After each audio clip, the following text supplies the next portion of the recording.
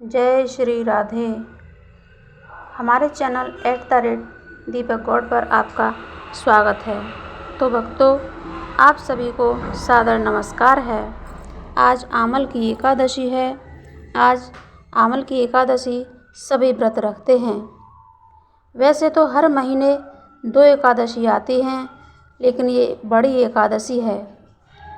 कोई भी एकादशी का व्रत रखा जाता है तो उसकी कथा सुनना आवश्यक होता है।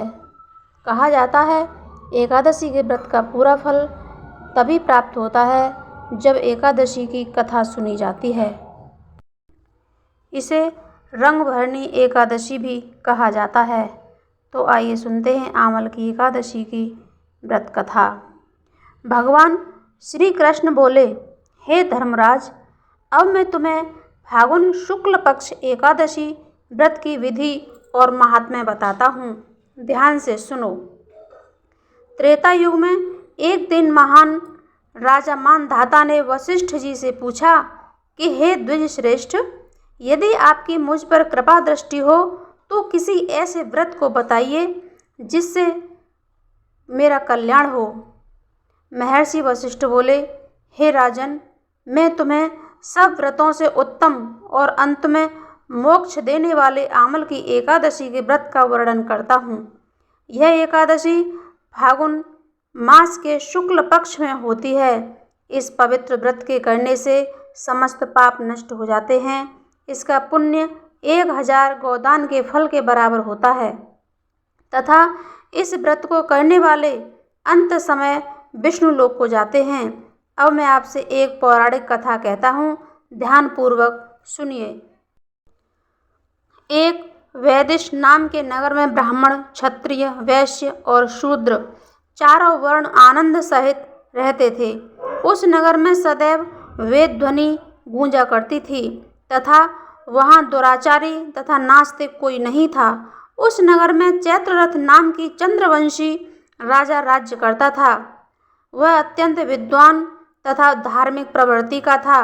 वहाँ कोई भी व्यक्ति दरिद्र व लोभी नहीं था। सभी नगरवासी विष्णु भक्त थे और एकादशी का व्रत किया करते थे। एक समय फाल्गुन मास के शुक्ल पक्ष की आमल की नामक एकादशी आई। उस दिन राजा, प्रजा तथा बाल वृद्ध सबने हर्षपूर्वक उस एकादशी का व्रत किया। राजा अपनी प्रजा के साथ मंदिर में जाकर पूर्ण कुंभ स्थापित करके धूप, दीप, नैवेद्य, पंचरत्न आदि से धात्री का पूजन करने लगे और इस प्रकार स्तुति करने लगे, हे धात्री, तुम ब्रह्म स्वरूप हो, तुम ब्रह्मा जी द्वारा उत्पन्न हो और समस्त पापों को नष्ट करने वाली हो। तुमको नमस्कार है। अब तुम अर्घ्य स्वीकार करो। तुम श्री रामचंद्र जी द्वारा सम्मानित हो। मैं आपकी प्रार्थना करता हूँ, अतः आप मेरे समस्त पापों को हरण करें। उस मंदिर में सबने रात्रि को जागरण किया। रात के समय वहाँ एक बहेलिया आया जो अत्यंत पापी और दुराचारी था। भूख और प्यास से अत्यंत व्याकुल वह बहेलिया इस जागरण को देखने के लिए मंदिर के एक कोने में बैठ गया और विष्णु भगवान तथा एकादशी महात्म्य की कथा सुनने लगा। इस प्रकार अन्य मनुष्यों की भांति उसने भी सारी रात जागकर बिता दी। प्रातःकाल होते ही सब लोग अपने अपने घर चले गए तो बहेलिया भी अपने घर चला गया। कुछ समय बीतने के पश्चात उस बहेलिये की मृत्यु हो गई, मगर उस आमल की एकादशी के व्रत तथा जागरण से उसने राजा विदुरथ के घर जन्म लिया और उसका नाम वसुरथ रखा गया। युवा होने पर वह चतुरंगणी सेना के सहित तथा धन धान्य से युक्त होकर 10,000 ग्रामों का पालन करने लगा। वह तेज में सूर्य के, कांति में चंद्रमा के, वीरता में भगवान विष्णु के और क्षमा में पृथ्वी के समान था। वह अत्यंत धार्मिक, सत्यवादी, कर्मवीर एवं विष्णु भक्त था। एक दिन वह शिकार खेलने के लिए गया। दैवयोग से वह मार्ग भूल गया और उसी वन में एक वृक्ष के नीचे सो गया। थोड़ी देर बाद पहाड़ी मलेच्छ वहां पर आ गए और राजा को अकेला देख मारो मारो शब्द कहते हुए राजा पर टूट पड़े। वह मलेच्छ कहने लगे, इस दुष्ट राजा ने हमारे माता पिता पुत्र पौत्र आदि अनेक संबंधियों को मारा है, अतः इसको अवश्य मारना चाहिए। ऐसा कहकर वे मलेच्छ उस राजा पर अनेक प्रकार के अस्त्र शस्त्र से प्रहार करने लगे।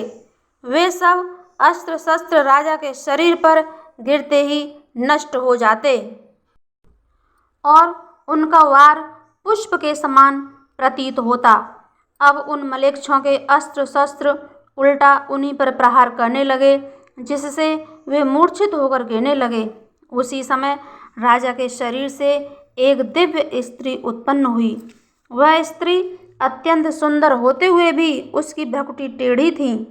उसकी आंखें लाल लाल अग्नि निकाल रही थीं, जिससे वह स्वयं महाकाली के समान प्रतीत होती थी।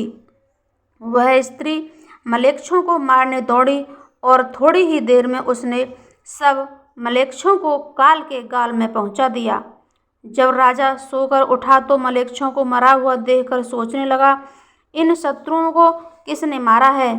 इस वन में मेरा कौन हितैषी रहता है? राजा ऐसा विचार कर ही रहा था कि आकाशवाणी हुई, हे राजा, इस संसार में विष्णु भगवान के अतिरिक्त कौन तेरी रक्षा कर सकता है?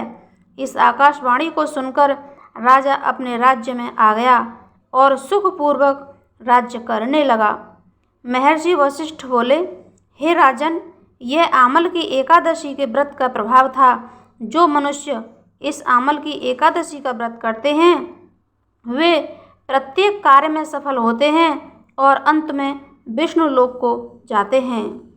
बोलो विष्णु भगवान की जय, माता लक्ष्मी की जय। ओम नमो भगवते वासुदेवाय। ओम नमो भगवते वासुदेवाय।